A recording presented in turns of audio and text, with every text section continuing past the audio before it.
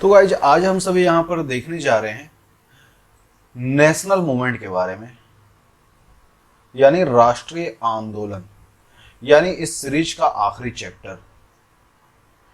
अब अपना देश आजाद हो जाएगा।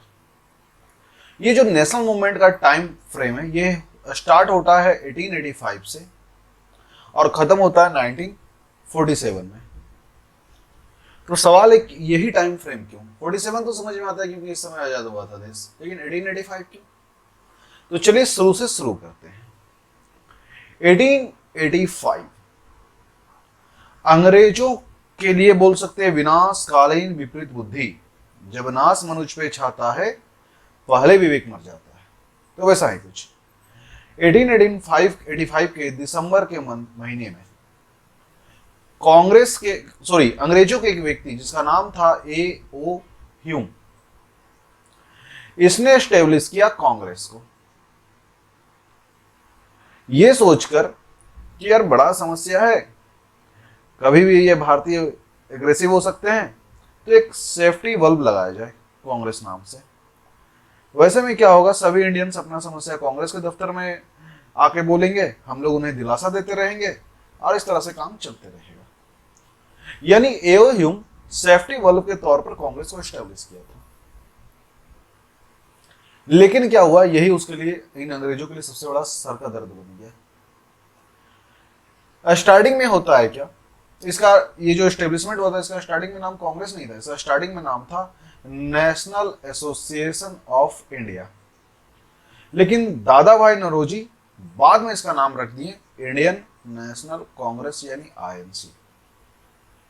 इस INC का जो पहला सेशन हुआ, पहला मीटिंग हुआ था, वो हुआ था गोकुल दास तेजपाल संस्कृत कॉलेज। कहां? तो बंबई में, बंबई के ग्वालियर टैंक में, यहीं पर पहला मीटिंग हुआ। जिस वक्त ये कांग्रेस स्टेब्लिश हुआ था, उस वक्त इंडिया के वाइस राय होते थे डरफिन। और यहां पर इस इंडियन नेशनल कांग्रेस में बहुत सारी और भी संस्थाएं मिल गई। जैसे 1886 का अगर हम लोग बात करें, 1886 में इसमें आकर के इंडियन एसोसिएशन कॉन्फ्रेंस आकर जुड़ गया। इस तरह से और भी पार्टियां जुड़ती रही। और इसी 1885 से, जिस दिन कांग्रेस स्टेब्लिश हुआ, यहां पर से इंडियन नेशनल मूवमेंट का पहला फेज शुरू होता है। देखो, इंडियन नेशनल मूवमेंट जो है, इसका 3 फेज हम लोग देखेंगे। 1885 से 1905 तक, ये है फेज 1। दूसरा है 1905 से 1919, ये है फेज 2। और तीसरा देखेंगे 1919 से 1947 तक, ये है फेज 3। तो 3 फेज हम लोग यहां पर देखने वाले हैं, एक एक करके तीनों देखेंगे। सबसे पहला है फेज 1। तो देखो, इसे हम लोग, ये जो पहला फेज है 1885 से 1905 का, इसे हम लोग फर्स्ट फेज भी बोलते हैं, इसे हम लोग मॉडरेट फेज भी बोलते हैं, और इसे हम लोग नरम दल भी बोलते हैं, नरम दल।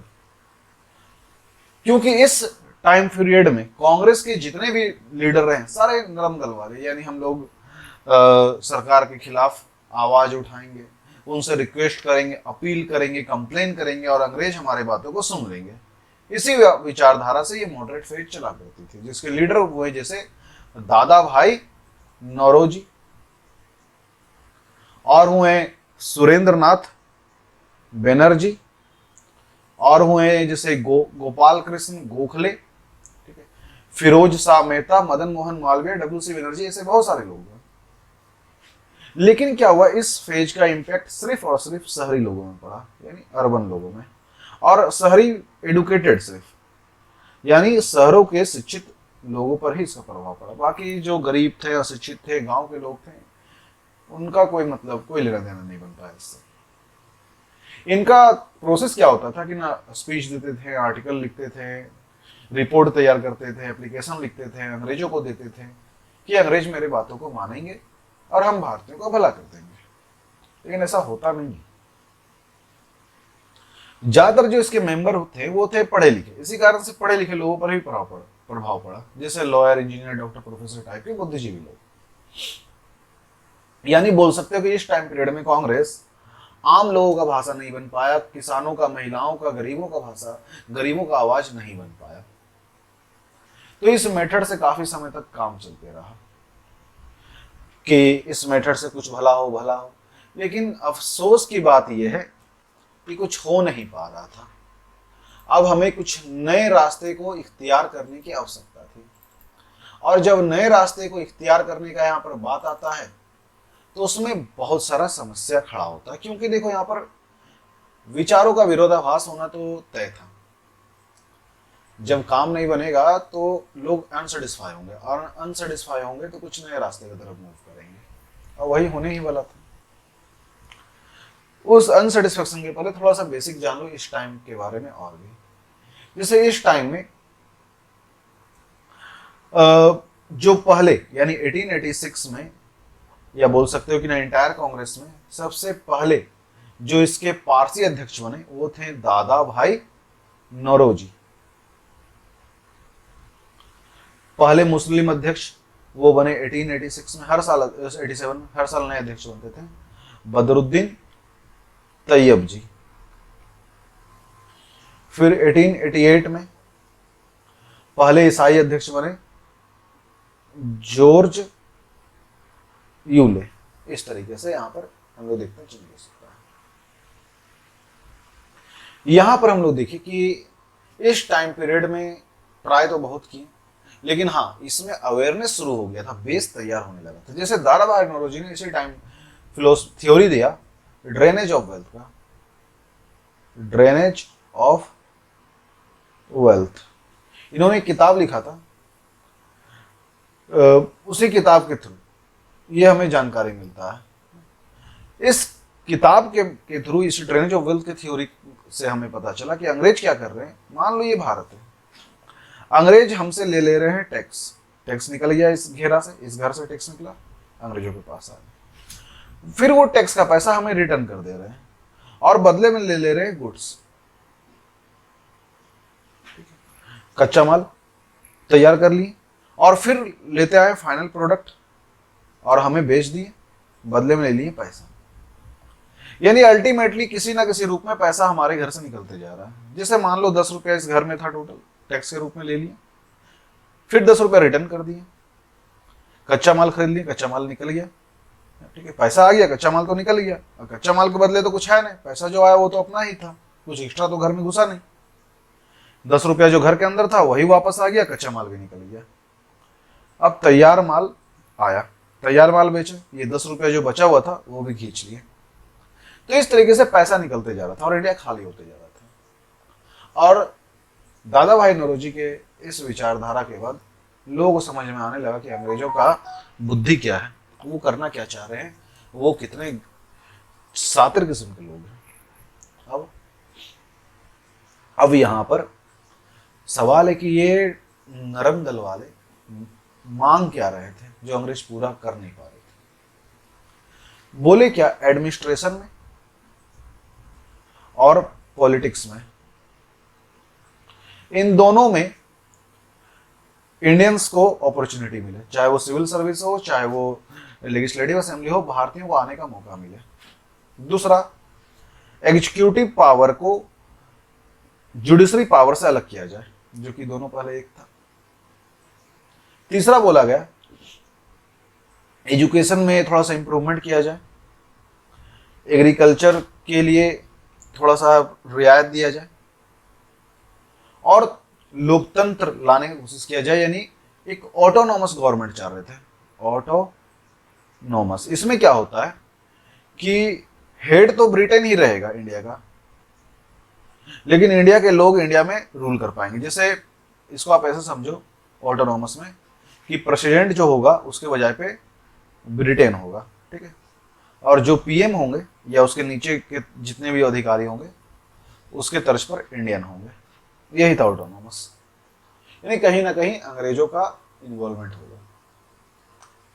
अब हुआ क्या कि यहाँ पर सैटारिकल फॉर्म में, यानी जो क्रिटिसाइजर है वो बोलते हैं क्या कि ये जो उदारवादी थे ना, ये देश भक्त कम और राज भक्त अधिक, मतलब राजाओं के भक्त अधिक, अंग्रेजों के भक्त अधिक थे, ऐसा बोला जाता है। लेकिन ये पूरी तरीके से बात सही नहीं है। दूसरा, इन सबों का समस्या क्या था नरम दल वालों का, ये कष्ट नहीं उठाना चाहते थे कि जेल जाना पड़े तुरंत शांत हो जाए, कहीं हो सकता पुलिस डंडा बरसा दे तो तुरंत वहां पर शांत हो जाए। तो इस तरह से आंदोलन कोई बड़ा रूप नहीं ले पा रहा था, और इस वजह से बहुत सारे कांग्रेस के अंदर के लोगों का विचार इनके विरुद्ध होने लगा। ये अब इनसे मनमुटाव होने लगा, और मनमुटाव होने की वजह से एक नया फेज आता है जो कि 1905 से शुरू हुआ, 1919 तक चला, जिसे हम लोग एक्सट्रीमिस्ट फेज या गर्म दल बोलते हैं, जिसमें थे लाल बाल पाल और घोष, यानी लाला लाजपत राय, बाल गंगाधर तिलक, विपिन चंद्र पाल और अरविंद घोष। ये चार लोग थे।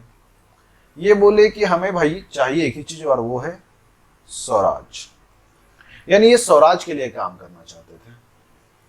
स्वराज मतलब अपना राज, मेरा मुल्क, मेरा देश, मेरा ये वतन, इस टाइप से अपना राज। यहां पर हुआ क्या, ये तब चुके थे, पेशेंस इनका खत्म हो चुका था कि अंग्रेज ध्यान दे नहीं रहे थे। उल्टा अंग्रेज नया नया नीति क्या ला रहे थे, जैसे 1878 का वर्नाकुलर प्रेस एक्ट, ठीक है, 1904 का यूनिवर्सिटी एक्ट, या तो फिर 1904 में ही आया इंडियन ऑफिशियल सीक्रेट एक्ट, या 1905 का बंगाल पार्टीशन। बोले एक तो हमारी तरफ हमारे हेल्प में कुछ काम कर नहीं रहे हैं, और उल्टा हमारे खिलाफ काम कर रहे हैं अंग्रेज, तो हम क्यों रिक्वेस्ट करें।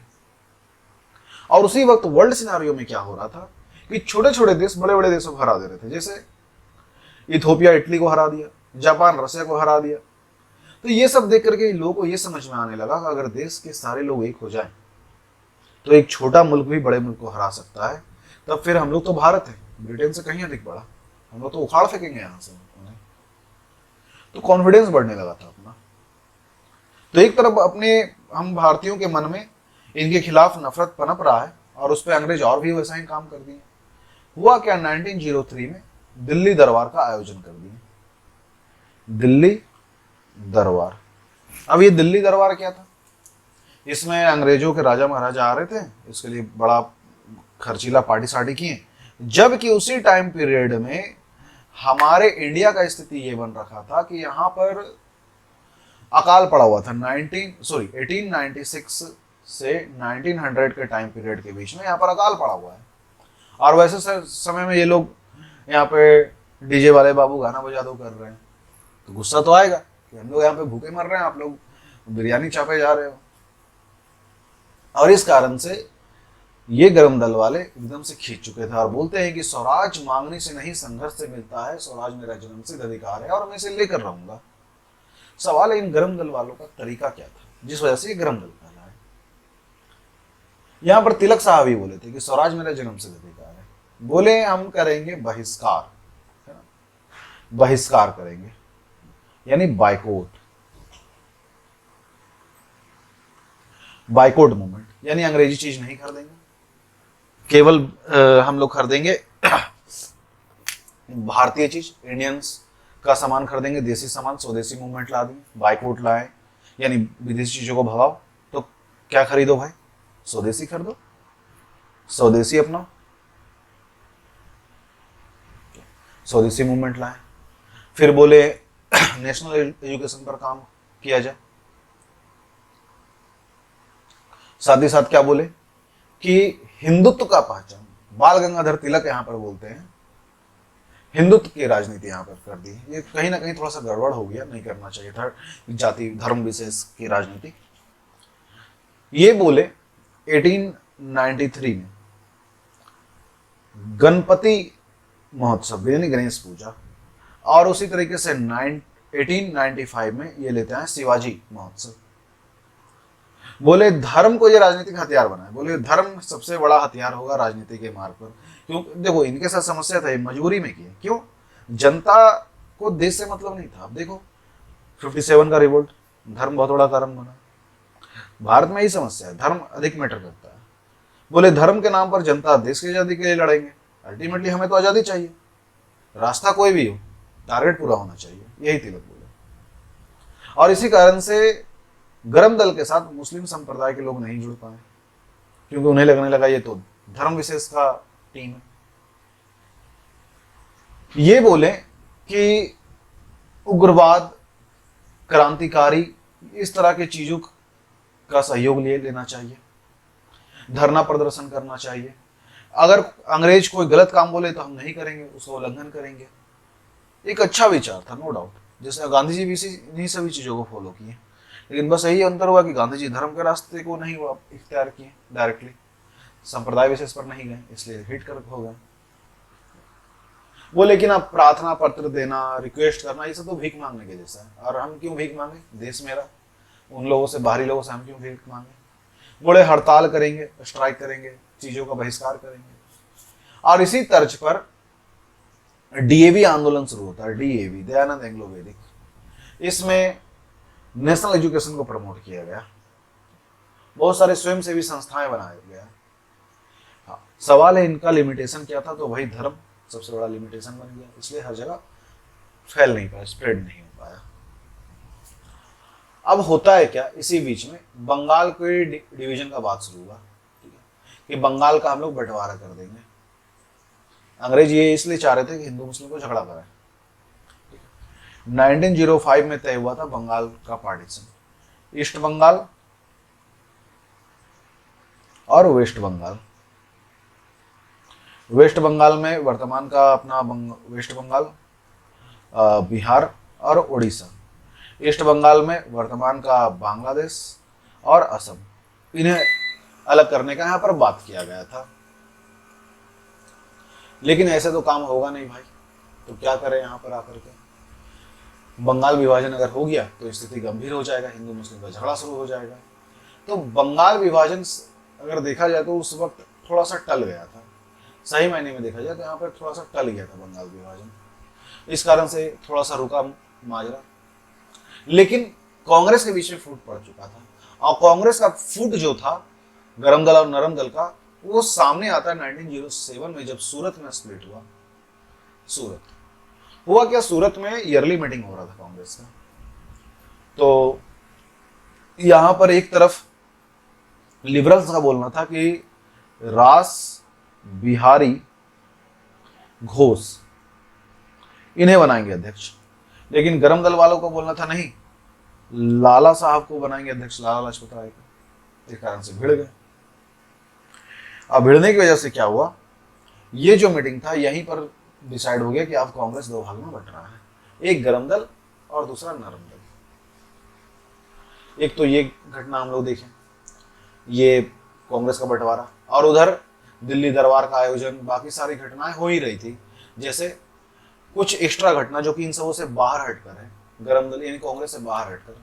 तो 1913 का गदर पार्टी, गदर, ये गदर पार्टी में लाला हरदयाल नाम से एक व्यक्ति थे जो सैन फ्रांसिस्को में गदर पार्टी स्टेब्लिश की, और भी वहां पे बहुत सारे नेताओं का मदद ली, जैसे करतार सिंह, भाई परमानंद, भगवान सिंह, इन सबों का मदद ली।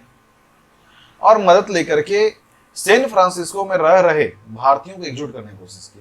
वहां पर गदर नाम से ही एक मैगजीन पब्लिश करते थे, वीकली मैगजीन होता था, ताकि वहां पर लोग एकजुट हों, सब कंट्रीब्यूशन दें, और उस कंट्रीब्यूशन के पैसे से भारत में जो रिवोल्यूशनरी हैं उन्हें हेल्प किया जा सके। उसी बीच में 1914 में क्या होता है, कामागाटा मारू। कामागाटा मारू, ये कामागाटा मारू क्या है? यहां पर कामागाटा मारू में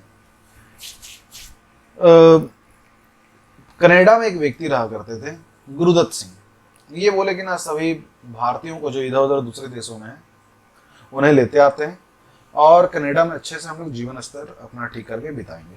तो टोटल ये जापान से जहाज लिए जिसका नाम था कामागाटा मारू, और 376 यात्रियों को लेकर के पहुंच गए कनाडा। लेकिन कनाडा भी अंग्रेजों का अंडर था, पहले वहां पे आदेश मिल गया इस तरह से जहाज आएगा तो किसी को घुसने मत देना, नहीं घुसने दिया, और उल्टा अंग्रेजी सिपाही कामागाटा मारू पर अटैक कर दी, मतलब उसको बंदी बना लिया और जबरन उन्हें बंगाल लेते हैं। जैसे ही बंगाल पहुंची ये जहाज, तो भारतीयों को लगने लगा कि यार ये तो हमें जेल में डाल देंगे, स्थिति खराब हो जाएगा। और उसके वजह से क्या हुआ, थोड़ा सा झड़प हो गया। उस झड़प में अंग्रेजों ने चला दिया गोली, और उस गोली में बहुत सारे लोगों का हो गया मृत्यु। कुल मिलाकर 18 लोगों का हो गया मृत्यु, और जो बचे उन्हें जेल में डाल दिया गया। इस घटना की वजह से देश में उबाल आ गया, ये तो यार गलत हो गया, बहुत गलत हुआ। एक एक तरफ कांग्रेस अपना काम कर रही है और एक तरफ ये भी हो रहा है घटना। अगला ऐसा ये घटना 1916 में शुरू होगा, हमारे तरफ से ये होगा। Home rule movement. Home rule movement के फाउंडर कहलाते हैं तिलक साहब, बाल गंगाधर तिलक, और साथ ही साथ एनी बेसेंट भी है। हुआ क्या, ये जो तिलक साहब थे ये बोले क्या कि होम रूल लीग मूवमेंट के आधार पे बोले क्या कि हमें इस पे काम करना चाहिए, हमें अपना रूल चाहिए, अपना शासन चाहिए, तो उस पर हम लोग काम करेंगे। और इस काम करने के क्रम में ही ये तिलक साहब काम करने के क्रम में ही बहुत इस पे मेहनत किया की।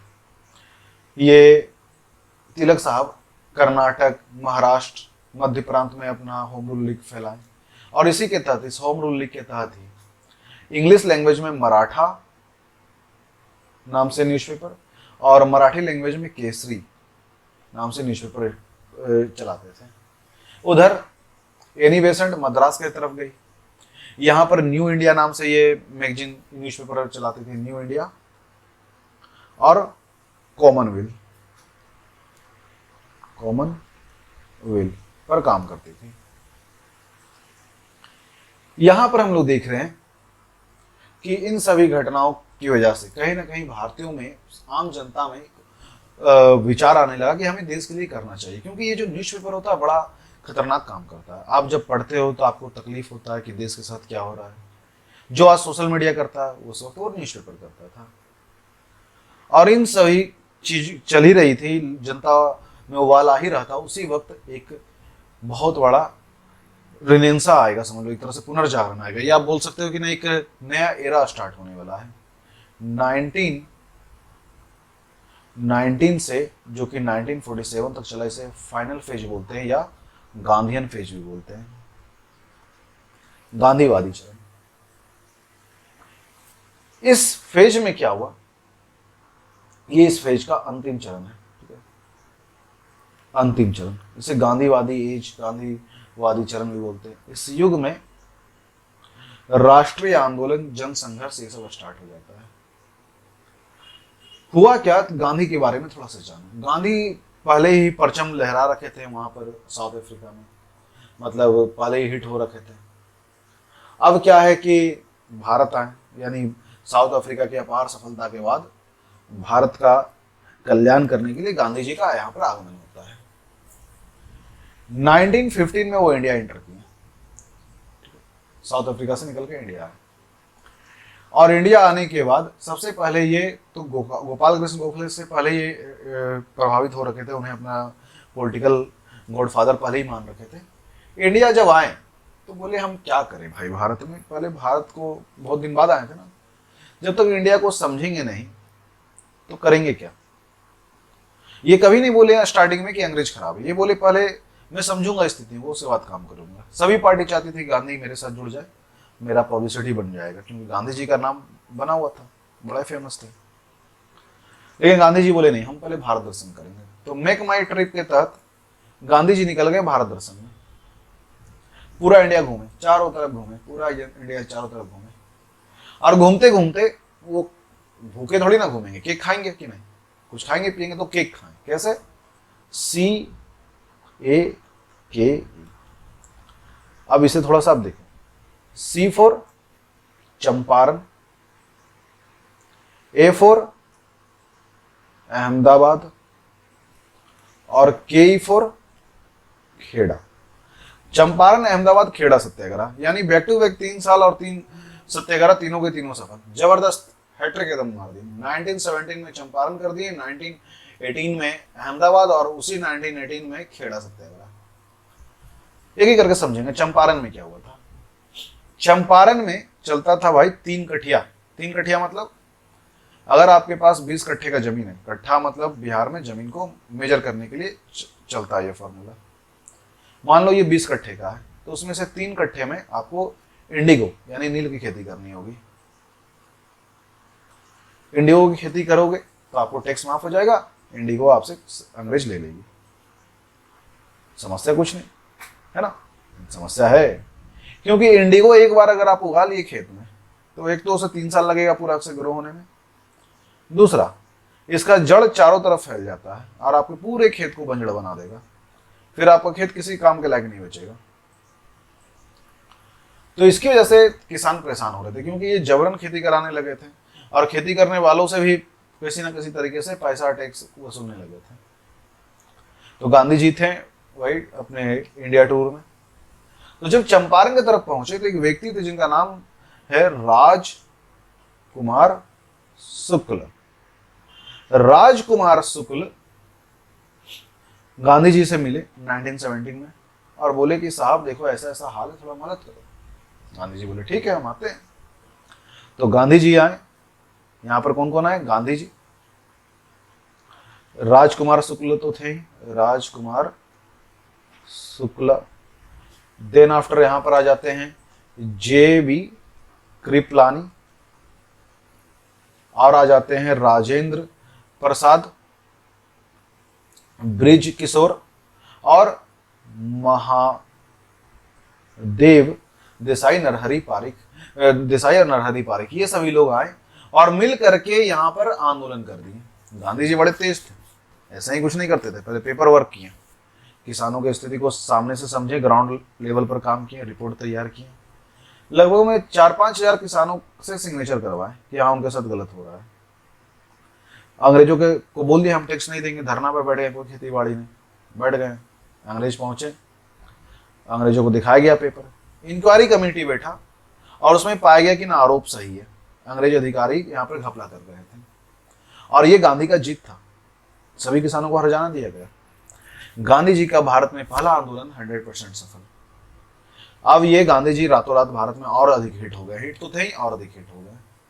दूसरा उनका आंदोलन होता है 1918 में अहमदाबाद।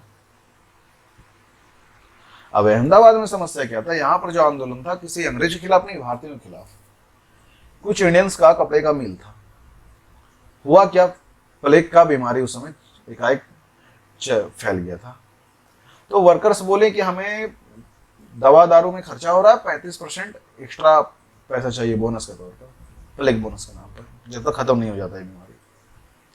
मिल मालिक बोले इतना तो नहीं दे पाएंगे। इस बारे में हो गया था हंगामा, गांधी जी पहुंचे, धरना दिलवा दिए। तो कुछ दिन तक तो धरना में बैठे मजदूर, लेकिन फिर बोलने लगे कि ना अरे यार ऐसे में तो दिक्कत हो जाएगा, क्योंकि वो उन मजदूरों क्या था, पर डे काम करते थे, पर डे सैलरी उठाते थे, बोले घर द्वार कैसे चलेगा। गांधी जी बोले देखिए आप सबों का झगड़ा है, आप सभी अगर पीछे हट जाओगे, लेकिन मैं नहीं हटूंगा, मैं भूखे रह जाऊंगा, आमरण अनशन पर बैठ जाऊंगा। ये सुनते ही सभी लोगों में ज्वाला जाग गया कि नहीं, हम लोग भाई जब मेरे लिए कोई बंदा भूख से मरने को रेडी है तो हम लोग आंदोलन नहीं कर सकते। सब बैठ गए धरना पर। अल्टीमेटली कंपनी ओनर को झुकना पड़ा, 35% के लिए एग्री हुए। यहां पर सबसे बड़ी बात, ये जो अहमदाबाद मिल आंदोलन जिनके खिलाफ हुआ था वो थे अंबाला लाल साराभाई। और अंबाला लाल साराभाई वही है जिन्होंने गांधी जी का साबरमती आश्रम बनवाया। तो यहां पर समस्या यही था कि भारतीयों के खिलाफ ये आंदोलन था, लेकिन ये भी सक्सेसफुल हुआ। फिर उसी टाइम फ्रेम में 1918 में ही एक और आंदोलन, खेड़ा सत्याग्रह की। खेड़ा में क्या हुआ कि उस वक्त अकाल पड़ा था, तो किसान अब कहां से, खुद के खाने का बचा नहीं तो लगान कहां से दे, और अंग्रेज जबरन वसूलना चाह रहे थे। तो यहां पर आए विट्ठल भाई पटेल, वल्लभ भाई पटेल, भाई हैं दोनों, और इंदालू यांगिक। ये तीनों मिलकर गांधी जी को बोले कि बापू थोड़ा रहम करो, इधर भी। यहां भी धरना हुआ। अल्टीमेटली ये जीत गए। अंग्रेज इस बात पे एग्री हुए कि जिन किसानों का खेती अच्छा हुआ केवल वही लगान देंगे, जिनका नहीं हुआ वो लगान नहीं देंगे। और ये 3 आंदोलन गांधी जी को और अधिक पॉपुलर बना दिया। लोग ये बोलने लगे कि गांधी जी मसीहा हैं, और इस तरीके से भारतीय राजनीति में एक बहुत बड़ा पड़ाव आता है। इसी बीच में अंग्रेज एक एक्ट लेके आते हैं 1919 में, जिसे हम लोग बोलते हैं रॉलेट एक्ट या काला कानून। बिना वकील, बिना दलील, बिना अपील का कानून, काला कानून बोलते हैं। इसमें अंग्रेजों ने नियम क्या बनाया कि जिस भी व्यक्ति पर शक हो गया कि ये रिवोल्यूशनरी है, क्रांतिकारी है, पकड़ो, ठोक दो या जेल में डाल दो। गांधी जी बोले ये तो गड़बड़ है, ऐसे में पुलिस वाले अपना निजी दुश्मनी निकालने लगेंगे। तो गांधी जी 6 अप्रैल को पूरे देश भर में आंदोलन का आह्वान किया कि आप लोग सब मिलकर सत्याग्रह करो। उसके चक्कर में क्या हुआ, आंदोलन शुरू हुआ और 9 या कहीं कहीं पे लिखा हुआ 8 अप्रैल को गांधी जी को उठा करके जेल में डाल दिया गया। गांधी जी अब जेल से आंदोलन करने लगे, ठीक है। 9 और 8 अप्रैल जेल में हैं और वहीं से आंदोलन कर रहे हैं। इसी बीच में 13 अप्रैल को 1919 को हुआ क्या कि इसी डेट में 9 अप्रैल के लमसम में ही पंजाब के 2 बड़े ही पॉपुलर लीडर थे, डॉक्टर सत्यपाल और सैफुद्दीन किचलू। इन दोनों को पुलिस उठा ली थी रॉलेट एक्ट के तहत। तो इनके गिरफ्तारी के खिलाफ 19 अप्रैल 1919 को जलियांवाला बाग में बहुत सारे सिख लोग मिले, बैसाखी का दिन था, मिले और मीटिंग कर रहे थे कैसे उन दोनों को आजाद कराया जाए। जनरल डायर पहुंचा और 3079 लोग वहां पर जो मीटिंग में थे अंधाधुंध फायरिंग करवा दिया। इस फायरिंग में थे तो और भी लोग, 3079 लोग मारे गए, सरकारी आंकड़ा बताता है, जबकि हो सकता है और भी लोग मारे गए। गांधी जी गुस्से में आकर के पहले तो आंदोलन अपना रोक दिए। इधर रविंद्रनाथ टैगोर को जो अंग्रेजों ने नाइट का उपाधि दिया था, वो नाइट का उपाधि वापस कर दी। मदन मोहन मालवीय यहाँ पर आगे आते हैं और बोलते हैं कि ना इसका जांच किया जाए। जांच शुरू होता है, लेकिन उसका क्या हिसाब किताब है, उसके पहले ही उधम सिंह नाम से एक व्यक्ति थे, वो लंदन पहुंच के इस जलियांवाला बाग कांड का जो मास्टरमाइंड था जनरल डायर को कर दिए वो फायर, यानी लंदन में जाके मार दी गोली और कहानी खत्म। इधर बीच में खिलाफत आंदोलन आता है, उसका मैं जिक्र नहीं करूंगा क्योंकि वो आया भी और तुरंत में गायब भी हो गया। उससे बस इतना ही फर्क पड़ा कि हिंदुस्तान के जो इतनी मुस्लिम आबादी थी, पहले भी आज़ादी की लड़ाई में थी, लेकिन खिलाफत आंदोलन के बाद से बहुत अधिक आ गई। खिलाफत आंदोलन भारत का नहीं था। तुर्क में क्या हुआ कि ना जो खलीफा का पद है उसे अंग्रेज हटाना चाह रहे थे। बाद में क्या हुआ, जो कमल पाशा नाम से खलीफा थे वो खुद पद को समाप्त कर दिए। आंदोलन तो ऑटोमेटिक खत्म हुआ, लेकिन देश की मुस्लिम आबादी जाग गई थी पूरी तरीके से। अब आगे हम लोग पहुंचते हैं 1920 में। 20 से 21 तक भारत में चला असहयोग आंदोलन, नॉन कोऑपरेशन मूवमेंट, NCM। हुआ क्या, नागपुर में जो कांग्रेस का मीटिंग हुआ था उसी में इसको पास किया गया था कि हम लोग असहयोग करेंगे, विदेशी वस्तुओं को नहीं खरीदेंगे, अंग्रेजों का नौकरी छोड़ देंगे, उनका हेल्प नहीं करेंगे। यहां पर से ये शुरू हुआ। इसमें सुभाष चंद्र बोस भी शामिल थे, नरेंद्र देव भी शामिल थे, RC बनर्जी, CR दास भी शामिल थे, लाला लाजपत राय, जाकिर हुसैन जैसे बड़े बड़े लोग यहाँ पर शामिल थे। इसी टाइम पीरियड में गांधी जी अपने केसरे हिंद का उपाधि वापस किए थे, कभी गांधी जी को दिया गया था अंग्रेजों द्वारा। और ये आंदोलन गांधी जी भी स्टार्ट कर दिए अपने तर्ज पर 1 अगस्त 1920 से। तो कांग्रेस तो इसमें पार्टिसिपेट नहीं किया। कांग्रेस का बोलना था कि हमें तो चुनाव में भाग लेना, इसलिए पार्टिसिपेट नहीं किए।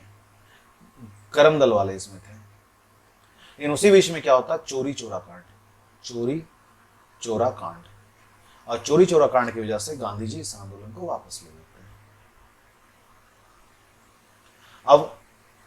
अब आगे क्या होगा, तो ये तो आंदोलन वापस हुआ, लेकिन उधर जो इलेक्शन का बात हो रहा था वो सब अपना इलेक्शन भी होता है।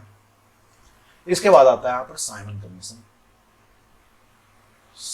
कमीशन 1927 से 28। इसी के लिए हुआ था Simon commission, go back, Simon commission वापस जाओ। हुआ क्या, यहाँ पर एक टीम बनाए थे अंग्रेजों ने, बोला कि भारत का संविधान बनाने के लिए टीम बनाए, जिसमें जॉन साइमन नाम से इसका अध्यक्ष था। हमें तकलीफ ये था कि आपने टीम बनाया तो इसमें किसी भी इंडियंस को शामिल नहीं किया, नियम बना रहे हो हमारे लिए और तय कर रहे हो आप। बहुत विरोध हुआ, आखिरकार ये खत्म हुआ, साइमन कमीशन वापस जाओ हो गया। इसी बीच में लाला लाजपत राय का हत्या हो जाता है। लाला लाजपत राय विरोध कर रहे थे साइमन कमीशन गो बैक, अंग्रेजी पुलिस वाले डंडा चला दिए थे, उनमें उनका मृत्यु हो गया था और इसी का बदला भगत सिंह लिए थे आगे। इधर मोतीलाल नेहरू लेके आते हैं नेहरू रिपोर्ट 1928 में साइमन कमीशन के एवज में, उसके विरोध में अपना व्यवस्था लेके आए। बोले क्या, एक मीटिंग हुआ, मीटिंग के थ्रू ये रिपोर्ट तैयार किया। बोले क्या कि भारत को डोमिनियन संविधान का खाका बना के दिए थे कि ऐसा ऐसा देश का संविधान होगा, डोमिनियन स्टेटस होगा, ऑटोनोमस गवर्नमेंट होगा, इस टाइप से। लेकिन ये तो बाद में फेल्योर हो गया। क्यों?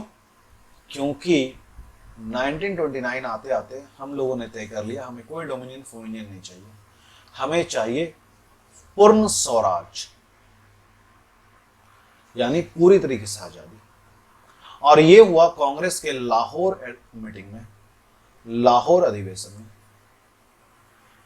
इसमें एक प्रस्ताव दिया गया क्या कि हमें पूरी आजादी चाहिए, और इसी के तहत 31 दिसंबर 1929 के मिडनाइट को रावी नदी के तट पर कांग्रेस अध्यक्ष जवाहरलाल नेहरू थे सर तिरंगा लहराते हैं, वंदे मातरम इंकलाब जिंदाबाद का नारा देते हैं और तिरंगा लहराते हैं और बोलते हैं क्या कि 26 जनवरी को अब से हम लोग हर साल अपना इंडिपेंडेंट डे मनाएंगे। यानी 26 जनवरी को देश ने पहला स्वतंत्रता दिवस मनाया था, इसी कारण से संविधान को इसी डेट में लागू किया गया है।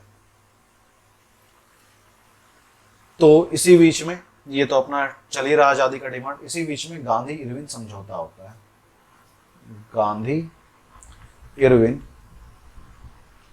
समझौता। इस समझौता में 1930 में होता है, 31 जनवरी 1930। इस समझौता में गांधी जी 11 डिमांड रखते हैं, इसलिए 11 सूत्री मांग बोला जाता है। कुछ को माना गया, कुछ को नहीं माना गया, और उसी के एवज में गांधी जी, जो कि नहीं माना गया बहुत सारी चीजों को, गांधी जी ने स्टार्ट कर दिया सविनय अवज्ञा आंदोलन, यानी सिविल डिसोबीडिएंट मूवमेंट, सीडीएम, जो कि 12 मार्च 1930 को यह स्टार्ट किया।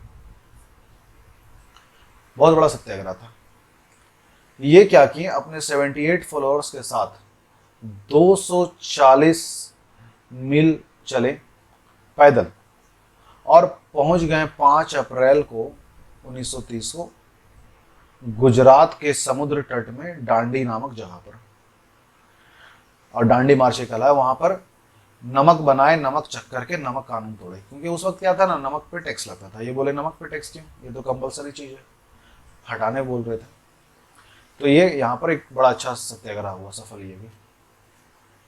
इधर ये इरविन बड़ा समझा बुझा करके एग्री करवा लेता है आरटीसी, राउंड टेबल कॉन्फ्रेंस के लिए, और इस तरह से राउंड टेबल कॉन्फ्रेंस शुरू होता है। पहला हुआ था 12 नवंबर 1930 से 19 जनवरी 1931 लंदन में। इसमें पहली बार ऐसा हुआ, इस राउंड टेबल कॉन्फ्रेंस फर्स्ट में पहली बार ऐसा हुआ कि हम इंडियंस को अंग्रेजों के बराबर दर्जा दिया गया। वहां पर इंडिया से टोटल 89 के करीब लोग गए थे, इंडिया को रिप्रेजेंट कर किए, अपना डिमांड रखे, जैसे मुस्लिम लीग गए, अम्बेडकर गए, गांधी जी के बहुत सारे सपोर्टर साइड से लोग गए, सभी गए। यहीं पर गांधी इरविन समझौता में हस्ताक्षर भी हुआ, बहुत सारी बातों को माना भी गया, काफी अच्छा सफल रहा। सेकेंड राउंड टेबल कॉन्फ्रेंस जो था ये सितंबर 1931 से शुरू हुआ और दिसंबर 1931 तक चला। इसके भी जो चेयरपर्सन थे यानी लीडर थे गांधी जी थे। यहाँ पर कुछ खास काम नहीं बना इस सेकेंड राउंड टेबल कॉन्फ्रेंस में, और इसी कारण से गांधी जी भारत में तय कर लिए थे कि हम सीडीएम स्टार्ट करेंगे, सिविल डिसोबीडिएंट मूवमेंट स्टार्ट करेंगे। तभी होता है थर्ड और आखिरी राउंड टेबल कॉन्फ्रेंस। ये जो तीसरा राउंड टेबल कॉन्फ्रेंस हुआ 17 नवंबर 1932 से 24 दिसंबर 1932 के बीच में हुआ। ये लंदन में आयोजित हुआ। ठीक है, कांग्रेस इसमें पार्टिसिपेट तो नहीं की, लेकिन हाँ ये ताबड़तोड़ चला, बड़ा अच्छे तरीके से चला। इसमें ब्रिटिश सरकार ये बोलती है कि अपना सहमति देती है और बोलती है कि 1935 में जो एक कानून बनाया जाएगा, गवर्नमेंट ऑफ इंडिया एक्ट बनाया जाएगा, वो एक समझ लो एक मिनी कॉन्स्टिट्यूशन बनेगा, उसके आधार पर देश चलेगा। ये बात इसमें तय करने का बोला गया था। हुआ भी वही। 1935 का जो एक्ट है बड़ा खतरनाक मजेदार एक्ट था। आज भी भारत के संविधान में बहुत बड़ा जो पार्ट है वो 1935 के एक्ट का ही हिस्सा है। अब समय बदला, 1942 का दौर आया और यहां पर आता है क्रिप्स प्रपोजल। ये क्रिप्स प्रपोजल जब आया तो चर्चिल इसे 11 मार्च 1942 को इस मिशन का घोषणा किया था और ये मिशन 23 मार्च 1942 को इंडिया पहुंचा। इसमें बोला गया कि हम भारत को स्वशासन डोमिनियन स्टेटस का दर्जा देंगे। साथ ही साथ बोला कि भारत के साथ एक अच्छा संबंध बनाएंगे, भारत के संविधान निर्माण में हेल्प करेंगे, भारत का एक अपना काउंसिल बनेगा जो संविधान निर्माण करेगा। ऐसा बहुत सारा वादा किया गया। लेकिन अब हम लोगों का डिमांड चेंज हो गया था। हम लोग ऑटोनोमस, डोमिनियन, इन सबों से अलग स्वशासन पर यकीन करने लगे थे और इस कारण से 1946 में आता है कैबिनेट मिशन। इस कैबिनेट मिशन में स्टैनफोर्ड क्रिप्स, एवी अलेक्जेंडर और पैंथिक लॉरेंस था। प्रावधान क्या किया? पहले तो बोला कि ना कोई पाकिस्तान को हम लोग एग्री नहीं करते, इंटायर इंडिया ही रहेगा। ऑल इंडिया लेवल पर एक पूरा यूनियन बनेगा, टीम बनेगा, जिसमें देसी राजे रजवाड़े भी शामिल होंगे, ब्रिटिश इंडिया एम्पायर भी शामिल होगा। दूसरा बोला गया कि भारत के लोग अपने संविधान बनाने के लिए एक अंतरिम सरकार बनाएंगे जो अपना संविधान तैयार करेंगे चुनाव के दौरान। और इसी कैबिनेट मिशन के प्रावधान के तहत कॉन्स्टिट्यूएंट असेंबली का इलेक्शन होता है और 1946 में। और इस इलेक्शन का परिणाम ये आया कि इंडिया में 296 सीट के लिए इलेक्शन हुआ, जिसमें कांग्रेस INC को मिला है 208, मुस्लिम लीग जो है उसको मिला 73 और बाकी जो 15 सीट है वो किसी अदर पार्टी को मिला 15 सीट। मुस्लिम लीग तो देखा भैया मेरा संख्या कम है, वो तो रिजेक्ट कर दिया, बोला हम ये इस कॉन्स्टिट्यूएंट असेंबली को नहीं मानते, अलग हो गया। और इधर हम लोग अपना संविधान बनाने में लग गए, यानी संविधान सभा लग गई काम करने में। तो 9 दिसंबर 1946 को पहला यहाँ पर मीटिंग होता है। उस मीटिंग में टेम्पोररी इसके चेयरमैन चुने गए डॉक्टर सच्चिदानंद सिन्हा, और क्योंकि सीनियर मोस्ट पर्सन थे इसलिए। और इनके देखरेख में इलेक्शन हुआ, अंडर में ही, सभी मेंबर्स के बीच में ही। और उसमें परमानेंट चेयरमैन चुने गए डॉक्टर राजेंद्र प्रसाद। राजेंद्र प्रसाद चुने गए। यहाँ पे एक ड्राफ्ट कमेटी बनता है, ड्राफ्ट कमेटी के चेयरमैन डॉक्टर भीमराव अम्बेडकर चुने गए। और 2 साल 11 महीना 18 दिन में संविधान बना। सारे कॉन्स्टिट्यूएंट असेंबली मिलकर संविधान बनाई, लेकिन हम लोग बोलते हैं कि अम्बेडकर साहब संविधान बनाए, क्योंकि अम्बेडकर साहब ड्राफ्ट कमेटी के चेयरमैन थे और ड्राफ्ट कमेटी का काम था ये तय करना कौन सा पार्ट पहले होगा, कौन सा पार्ट बाद में होगा, किस पार्ट में कौन कौन से आर्टिकल होंगे, कौन सा आर्टिकल पहले होगा, कौन सा बाद में होगा, यानी पूरा संविधान का खाका तैयार करना इसी काम था। इसलिए बोलते हैं कि अम्बेडकर साहब ने संविधान लिखा। अब आएगा यहां पर माउंटबेटन प्लान, जो कि 2 जून 1947 को आया और ये तय करे किया कि भारत का पार्टीशन अब तय है, जो कि 22 मार्च 1947 को माउंटबेटन भारत का वायसराय बना था। उसी वक्त बोला था कि 2 महीने हम लोग बातचीत करते हैं, देखते हैं क्या होता है, 2-3 महीना। और लास्ट में यही फैसला आया कि विभाजन तो करना पड़ेगा, कोई उपाय नहीं। तो यहां पर देखो विभाजन का डील एकदम से हो गया, एकदम से तय कर दिया गया। बात बोल दिया गया कि 15 अगस्त 1947 को 2 मुल्क आजाद होगा, इंडिया और पाकिस्तान। दोनों के पास अधिकार है, या तो वो वर्तमान के गवर्नर जनरल को ही अपना हेड बनाए रखे, या तो फिर अपना कोई हेड चुन ले। तो इंडिया ने तो माउंटबेटन को हेड बनाए रखा, पाकिस्तान ने जिन्ना को हेड चुन लिया।